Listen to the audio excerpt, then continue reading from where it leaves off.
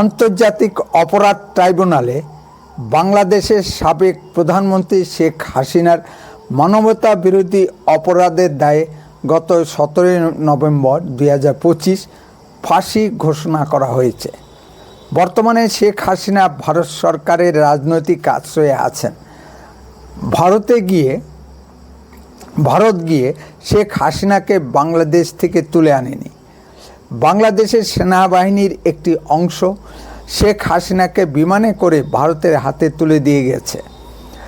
বাংলাদেশের ক্যাঙ্গারু কোর্টের উচিত কারা শেখ হাসিনাকে ভারতের হাতে তুলে দিয়ে গেল তাদের চিহ্নিত করা এবং বিচারের কাঠগড়ায় দাঁড় করানো। বাংলাদেশ সরকার সেদিকে না গিয়ে শুধু ভারতকে দোষারোপ করছে। বাংলাদেশ সরকার যার কোনো আইনি বৈধতা নেই, যে সরকার জনগণের ভোটে নির্বাচিত নয়, সেই সরকারের নেতৃত্বে আছেন ডক্টর মোহাম্মদ ইউনূস, উড়ে এসে জুড়ে বসেছে। এই ধরনের অবৈধ সরকারের হাতে ভারত শেখ হাসিনাকে প্রত্যর্পণ কোনো অবস্থাতেই করবে না। ভারতে শেখ হাসিনা লুকিয়ে নেই।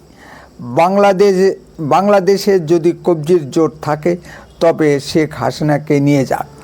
কোনো অবস্থাতেই ভারত শেখ হাসিনাকে বর্তমান বাংলাদেশ সরকারের হাতে তুলে দেবে না। শুধু বাজার গরম করে ভারতকে ভয় দেখানো যাবে না। ডক্টর মোহাম্মদ ইউনূস বাংলাদেশের ক্ষমতার দ্বন্দ্ব হাতে নিয়েই তার প্রধানতম এজেন্ডা হয়ে দাঁড়িয়েছে ভারত বিরোধিতা। যেন বাংলাদেশের সব সমস্যার মূলে রয়েছে ভারত। যে দেশের জনগণ ভারতের থেকে মালপত্র, খাদ্য সামগ্রী, গরু ছাগল চুরি না করলে পেট ভরে না, সেই দেশের বাহাদুরি দেখলে লজ্জায় মরে যেতে ইচ্ছা করে।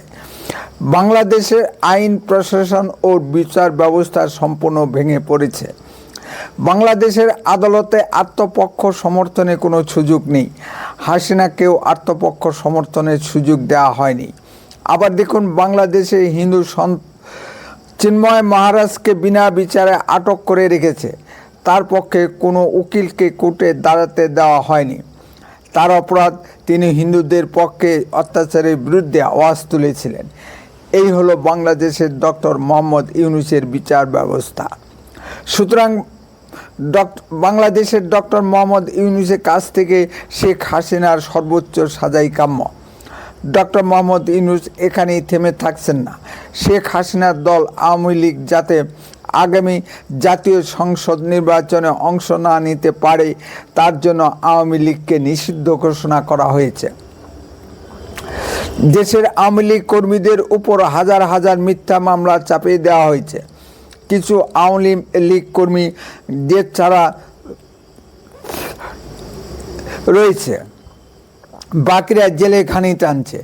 ডক্টর মোহাম্মদ ইউনূস সকল জঙ্গি নেতাদের জেল মুক্তি দিয়েছে এবং সকল আওয়ামী লীগ কর্মীদের জেলে ঢুকিয়ে সমগ্র বাংলাদেশকে অস্থায়ী জেলে রূপান্তরিত করেছেন।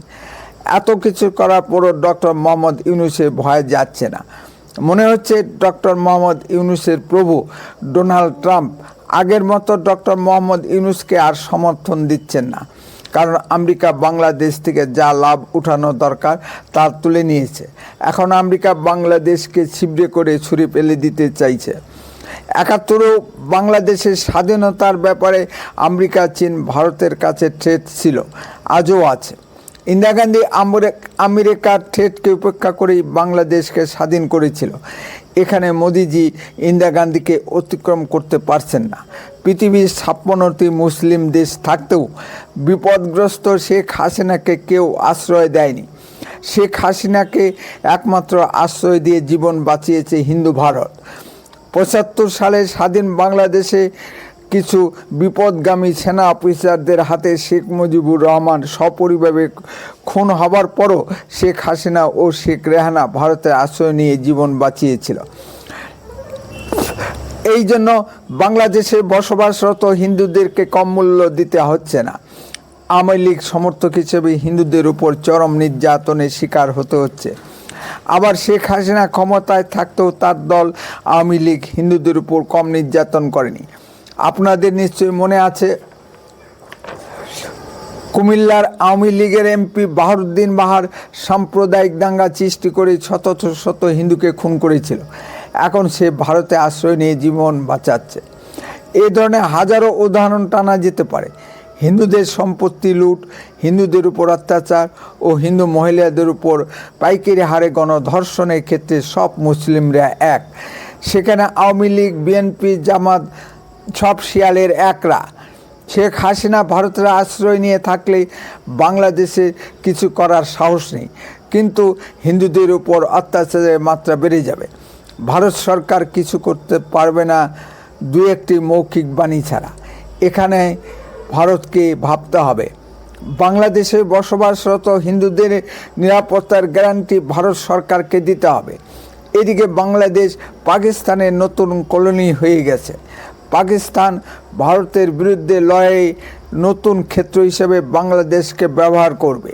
তাতে পাকিস্তানের সুবিধা হলো অস্ত্র বিক্রিও হবে, আর যা ক্ষয়ক্ষতি হবে বাংলাদেশের হবে। পাকিস্তান সেফ থাকবে। দিল্লি বিস্ফোরণ কাণ্ডে যে সকল তথ্য প্রমাণগুলো উঠে এসেছে তাতে দেখা যাচ্ছে বাংলাদেশ থেকেই বিস্ফোরণের মাল মশলা পশ্চিমবঙ্গের মুর্শিদাবাদ সীমান্ত পেরিয়ে ভারতে ঢুকেছে। পাকিস্তান সীমান্ত পারের সন্ত্রাস বাংলাদেশকে ব্যবহার করে নতুন করে ভারতে ঢুকাতে চাইছে।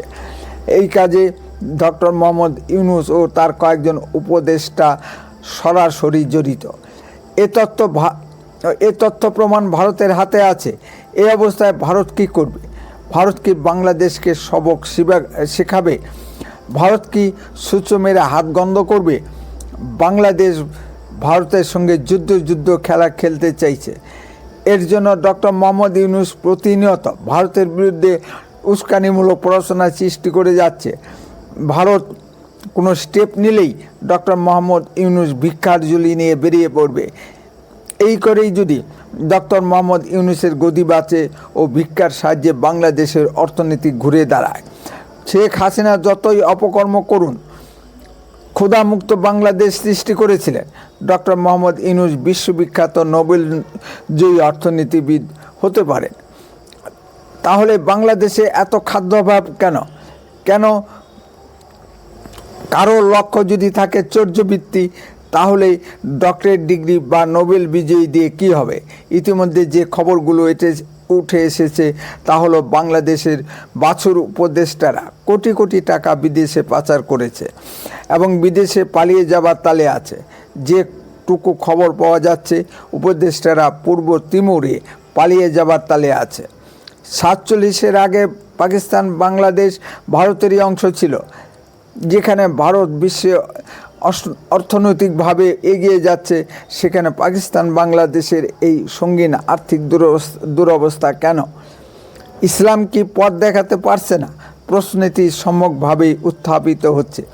কারণ পাকিস্তান বাংলাদেশ শরিয়া আইনের শাসন প্রতিষ্ঠার দিকে ধাবিত হচ্ছে।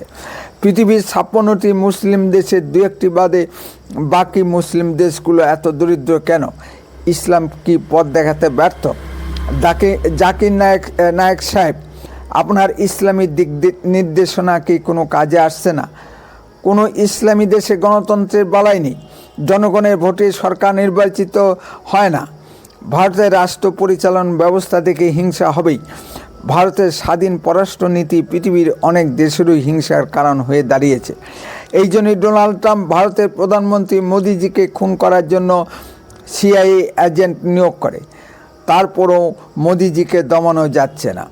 ভারতের উচিত পূর্ব সীমান্তের দিকে নজর দেয়া।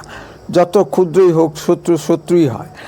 বাংলাদেশে বসবাসরত হিন্দুদের নিরাপত্তার ব্যাপারে ভারত সরকার কি ভাবছেন তা প্রকাশ করা দরকার। বাংলাদেশকে এমনি ছেড়ে দিলে মাথায় উঠে বসবে। কুকুরের 20 দাঁত এখনই ভেঙে দেওয়া দরকার। বাংলাদেশকে আর বাড়তে দেওয়া উচিত হবে না। শেখ হাসিনা ইস্যুতে বাংলাদেশকে চেপে ধরা দরকার।